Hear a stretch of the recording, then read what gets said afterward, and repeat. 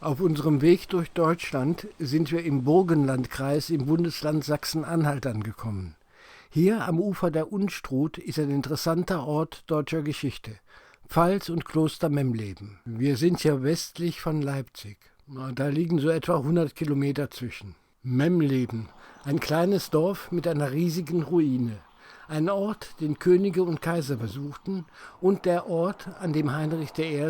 und Kaiser Otto der Große starben. Das Kaisertor, das Tor zur Pfalz, dachte man lange Zeit. Nein, es war das Tor zur Klosteranlage mit einer gewaltigen Kirche. Wo die Pfalz stand, weiß man bis heute nicht. Sicher ist, dass das die Klostermauer ist. Und daneben ist der heutige Eingang. Vor Jahren noch war der Ort deutscher Geschichte fast vergessen. Erst in jüngster Vergangenheit besinnt man sich wieder auf seine Bedeutung von vor 1000 Jahren. Wir sind jetzt in der Anlage, deren wichtige Teile Ruine sind. Hier irgendwo stand eine Pfalz, die Heinrich I. öfter aufsuchte. Und das war vor über 1000 Jahren, so um das Jahr 900. Heinrich I., der war der König des Ostfrankenreichs. Eigentlich war er der erste deutsche König im Deutschen Reich. Er kam ja ursprünglich aus dem Harz.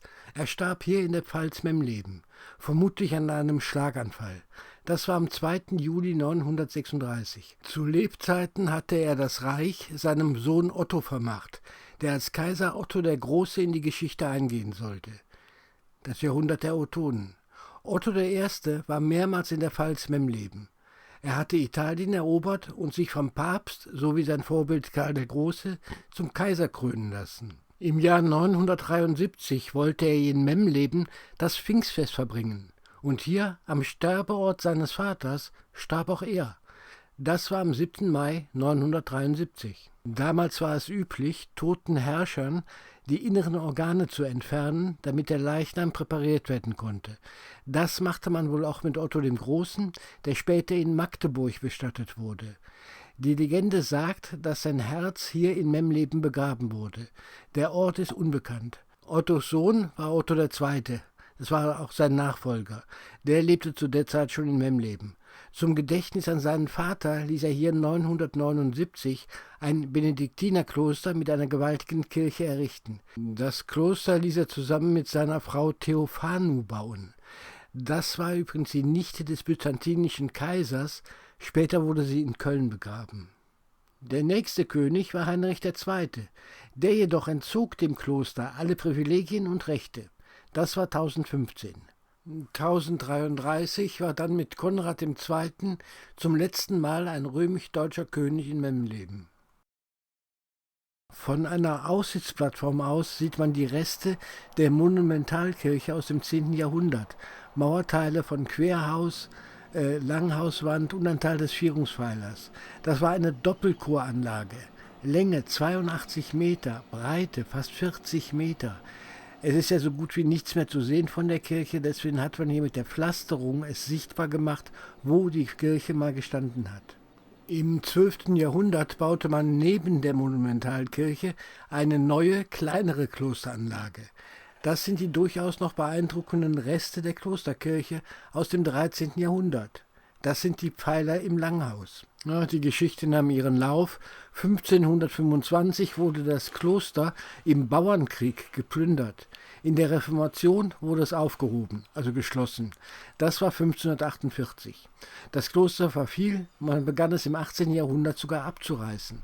Vor einigen Jahrzehnten begannen dann archäologische Ausgrabungen. Da erkannte man, was für einen Schatz man hier eigentlich hat, und seitdem laufen Instandhaltungsarbeiten.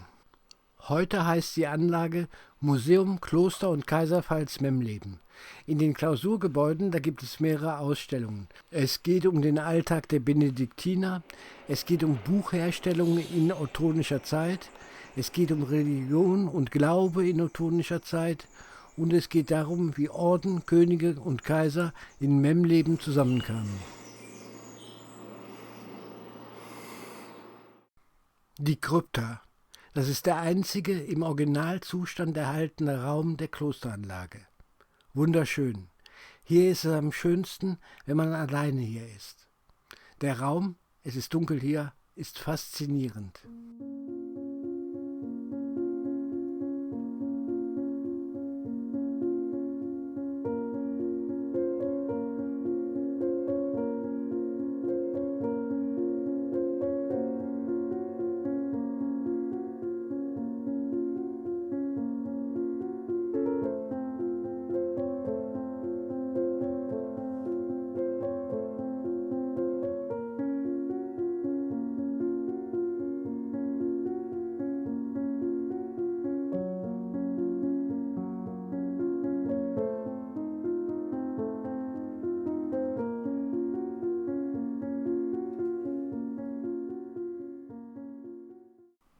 Der Klostergarten.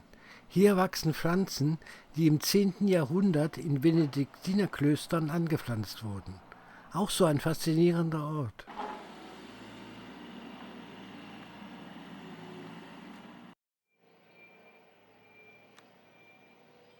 Das war's aus Kloster und Kaiserpfalz-Memleben im Burgenlandkreis in Sachsen-Anhalt. Hier sind wir eingetaucht in einen besonderen Teil deutscher Geschichte. Faszinierend und interessant. In diesem Sinn, tschüss.